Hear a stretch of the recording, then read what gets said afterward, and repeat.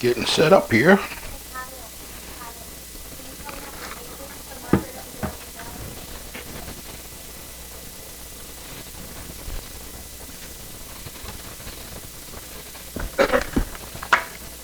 Alright. Whoa. When you see that in the scriptures, somebody's mad. Matthew chapter 23, starting in verse 1. Then Yeshua said to the crowds and to his disciples, the scribes and the Pharisees sit on Moses' seat. So do and observe whatever they tell you, but not the works they do. For they preach, but do not practice. They tie up heavy burdens, hard to hear, and lay them on people's shoulders, but they themselves are not willing to move with them with their finger.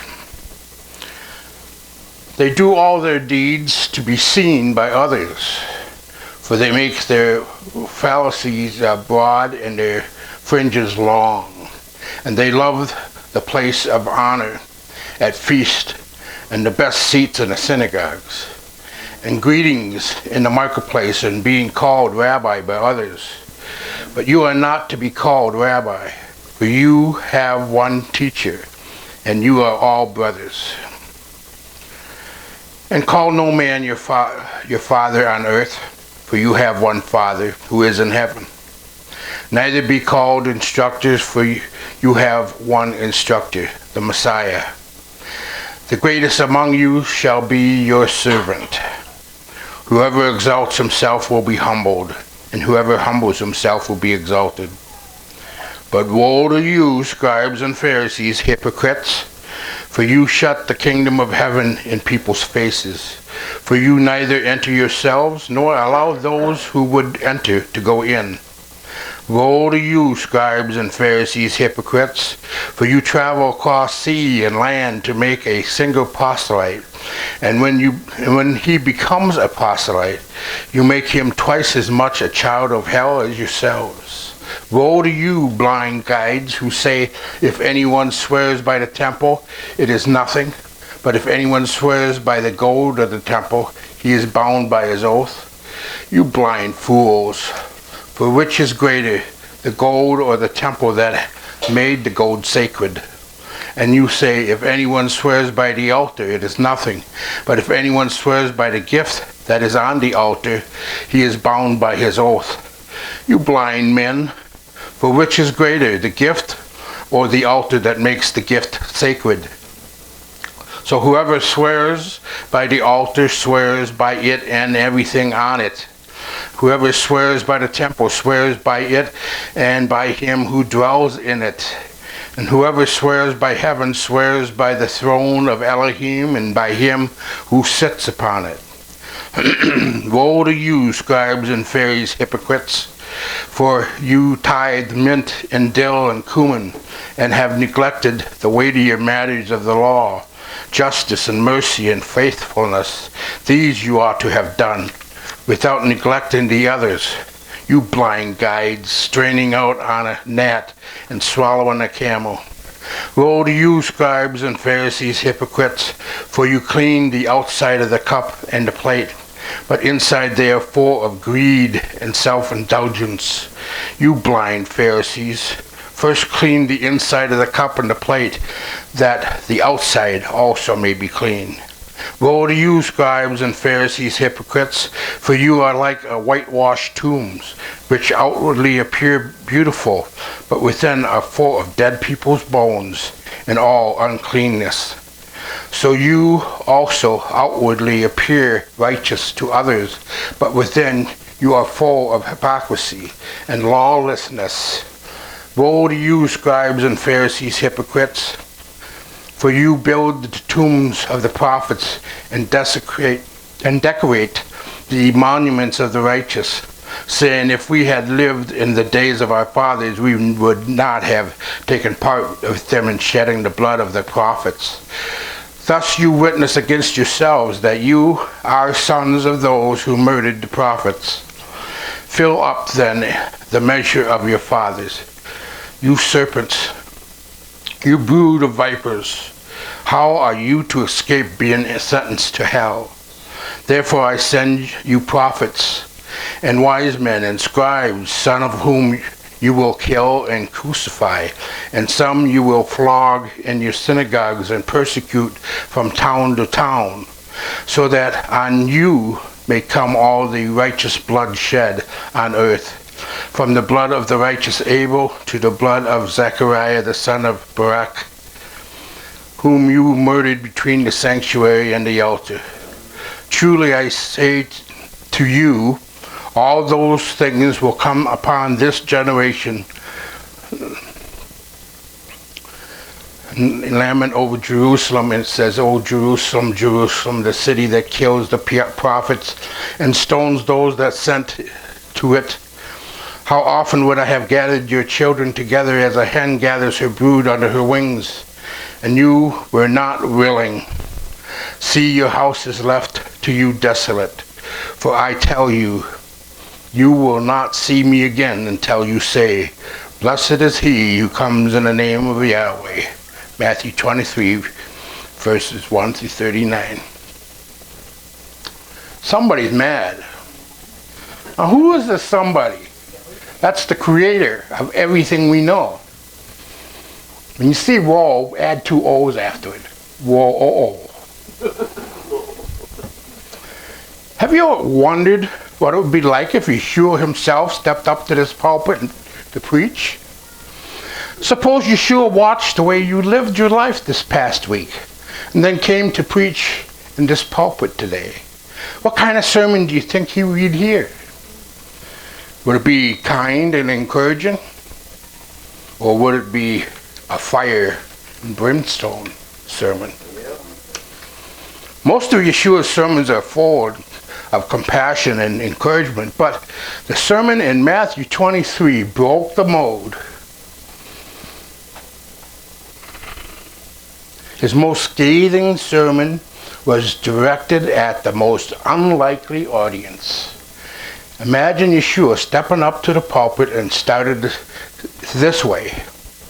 Woe to you, teachers of the law and Pharisees, you hypocrites! This was no typical 3-point sermon. Yeshua gave not 1 but 7 woes. All of them were directed towards the most churchiest of church folks, the teachers and the Pharisees. It's important for us to pay attention to this sermon because it shows what Yahweh cannot tolerate in his people. So we're going to look at these woes, starting in Matthew 23, the first woe, verse 1 and 2. Woe to you, teachers of the law and Pharisees, you hypocrites! You shut the door of the kingdom of heaven in people's faces. You yourselves do not enter, nor will you let those enter who are trying to. Woe to you, teachers of the law and Pharisees, you hypocrites! You travel over land and the sea to win a single convert, and when you have succeeded, you make them twice as much a child of hell as you are. You find that in Matthew 13 and through 15. Wow. Yahweh didn't ease into the sermon with a nice illustration or preacher's joke. Keep in mind that these Pharisees weren't evil, demonic guys. They were religious men with a passion for the word of Yahweh. They attended synagogue regularly. They tithed, prayed, and worked hard to teach people the law of Yahweh. They were greatly respected in the Jewish community. They were even evangelistic. But according to Yeshua, these self-proclaimed missionaries brought nothing but misery to their converts. When the Pharisees evangelized, they weren't looking for people who didn't know Yahweh at all. They were looking for people to convert to their brand of religion. Each rabbi had his own pet theory, and he wanted people to follow his particular sect of Judaism. This is one of the biggest problems in the church today. By William Barclay wrote, "The greatest of all heresies is the sinful conviction that any church has a monopoly on God of His truth, that any church is the only gateway to God's kingdom." Most cults fall into this category. Beware of any church or teacher who thinks they have a corner on the truth. Watch out for churches who teach that they are the only ones who teach the truth. If you want to go to heaven, you better follow their rules. These types of false teachers will try to control every aspect of your life. The message is, do everything our way or else. Some people seem to want this kind of church, but it's not the pattern Yeshua taught. What I admire about the movement that gave birth to our congregation, we are satisfied to be simply believers. Not hyphenated believers or denominated believers, and certainly not only believers. We preach to the love of Messiah. If you love me, keep my commandments. In the Bible, or people call it Torah. Now the third and fourth rule. In the next two woes, Yeshua attacked the religious leaders as blind guides and hypocrites, because they were.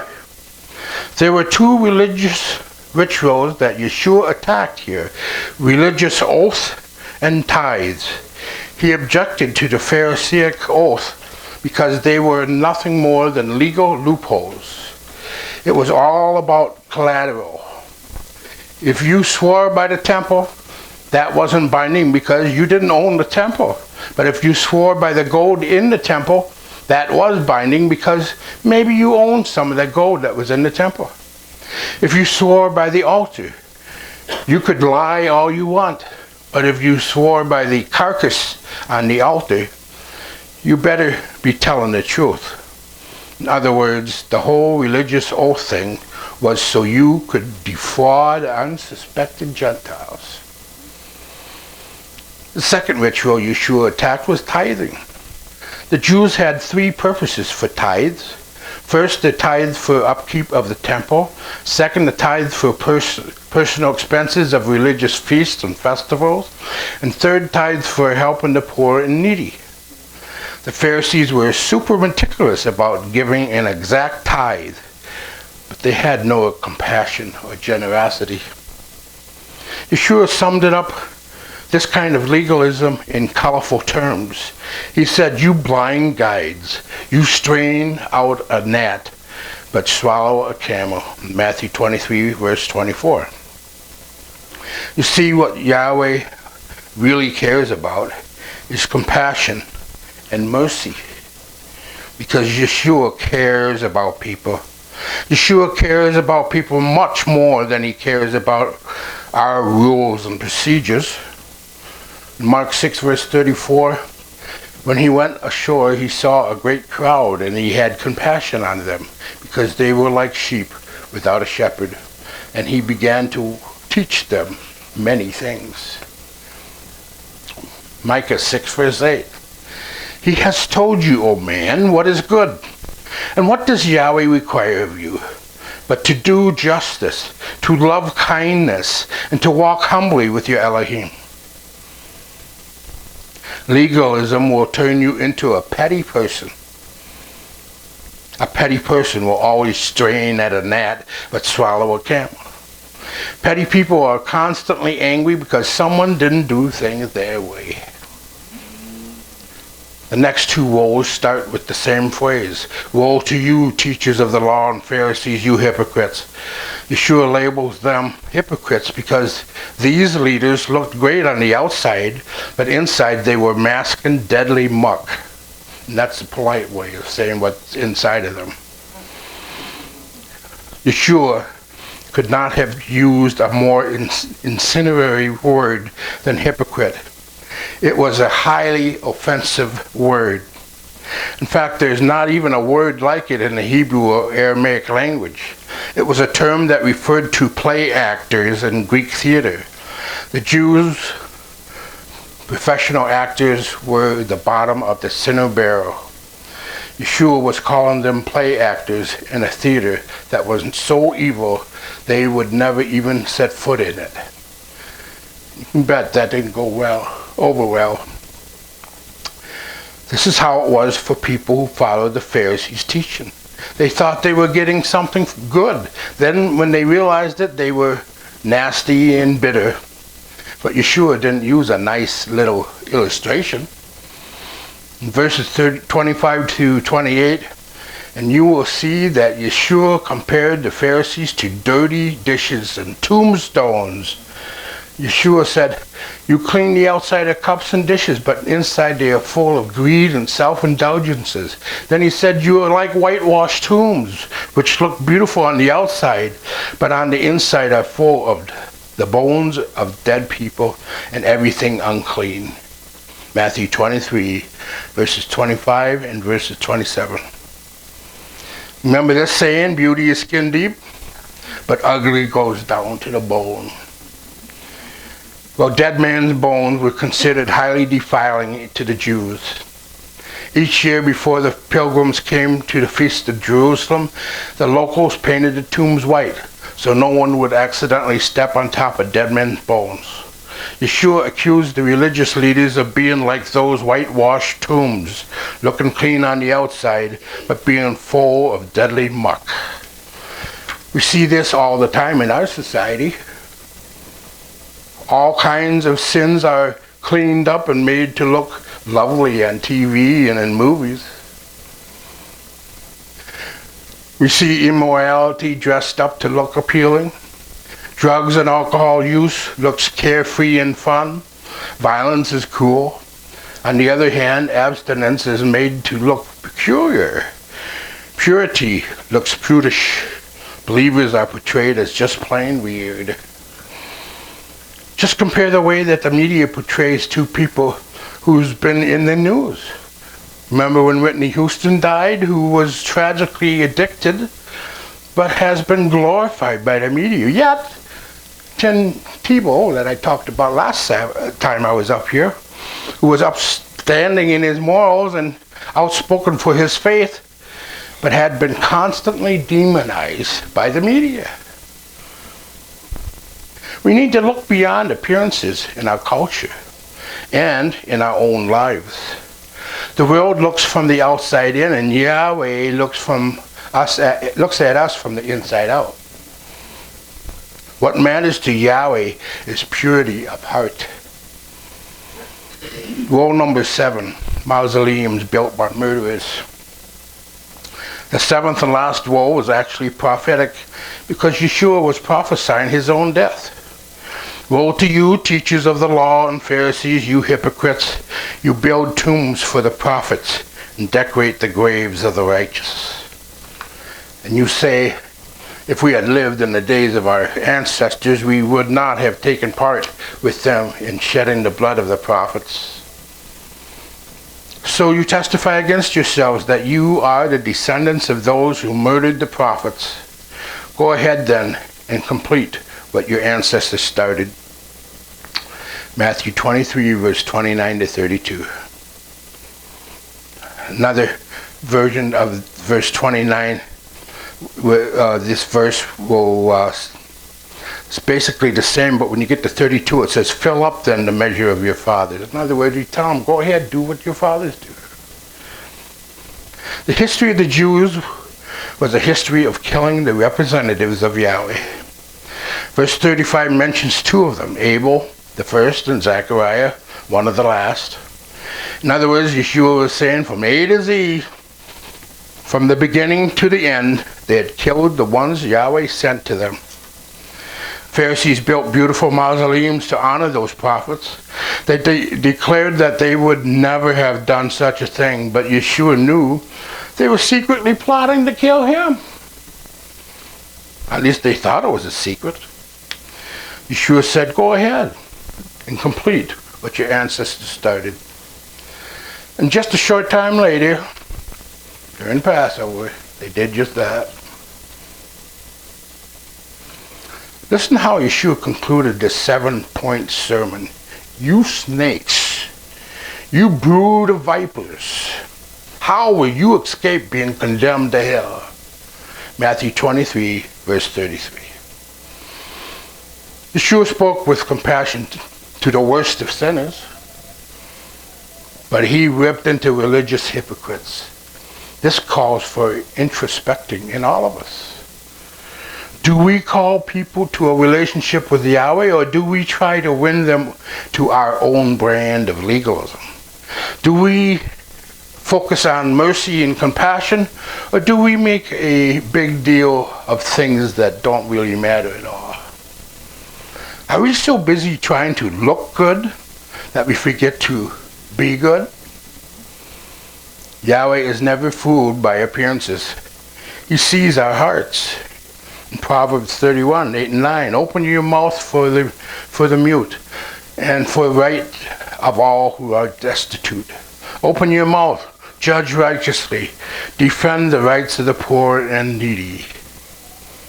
Isaiah 1:17, learn to do good, seek justice, correct oppression, bring justice to the fatherless, plead for the widow's cause. Ephesians 4, verses 1 through 6. Therefore, a prisoner for the Lord, urge you to walk in a manner worthy of the calling to which you have been called, with all humility and gentleness and patience, bearing with one another in love, eager to maintain the unity of the Spirit in the bond of peace. There is one body and one Spirit, just as you were called to the one hope that belongs to your call. One Lord, one faith, one baptism, one Elohim and Father of all, who is over all and through all and in all. Ephesians 4, verses 1 through 6. Philippians 2, verses 1 through 6. So if there's any encouragement in Messiah, any comfort from love, any participation in the Spirit, any affection and sympathy, complete my joy by being of the same mind, having the same love, being of full accord and of one mind. Do nothing from selfish ambition or conceit, but in humility count others more significant than yourselves. Let each of you look not only to his own interests, but also to the interests of others. Have this mind among yourselves, which is yours in Messiah Yeshua, who, though he was in the form of Elohim, did not count equality with Elohim a thing to be grasped. Ephesians 2, verse 1 through 6. In Hebrews 12, 1 and 2. Therefore, since we are surrounded by such a great cloud of witnesses, let us also lay aside every weight and sin which clings so closely, and let us run with endurance to the race that is set before us. Looking to Yeshua, the founder and perfecter of our faith, who, for the joy that was set before him, endured the stake, despising the shame, and is seated at the right hand of the throne of Elohim. 1 Peter 2, verse 9 and 10. But you are a chosen race, a royal priesthood, holy nation, a people for his own possession, that you may proclaim the excellencies of him who called you out of darkness into his marvelous light. Once you were not a people, but now you are Yahweh's people. Once you had not received mercy, but now you have received mercy.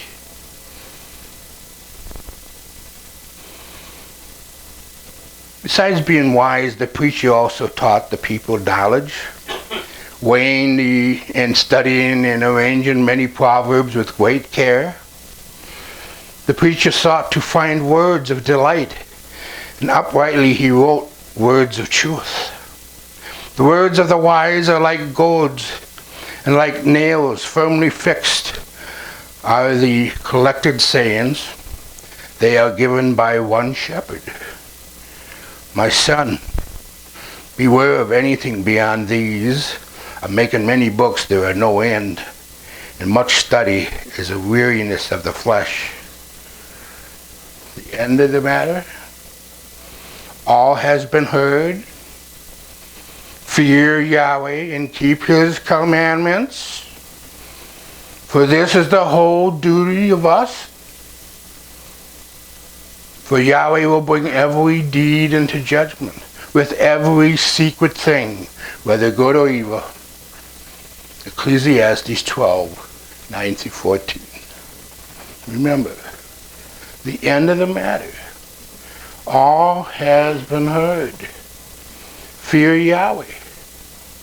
Keep his commandments. This is the whole duty of man.